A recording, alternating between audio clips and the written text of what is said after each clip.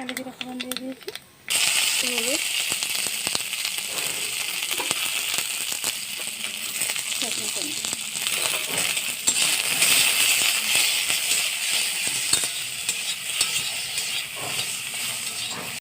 পরিমাণে বাদাম, পোস্ত, কাজু বাদাম আর লঙ্কাটা পেস্ট করে দেব।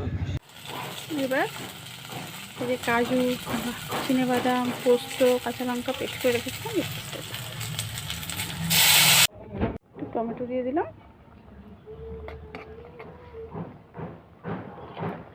এবার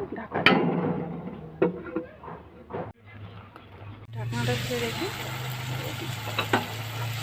ভেন্ডি চচ্চড়ি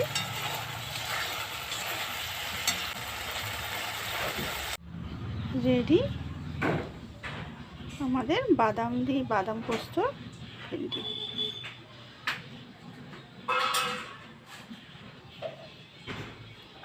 গরম গরম ভাত আর এটা হলে দারুণ জমে যাবে।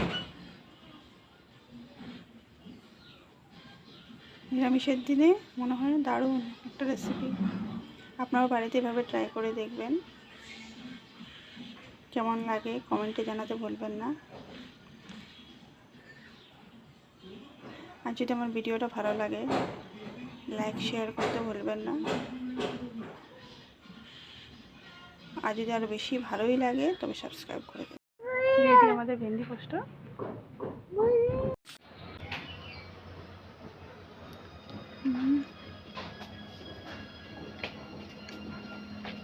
দারুণ হয়ে যাবে।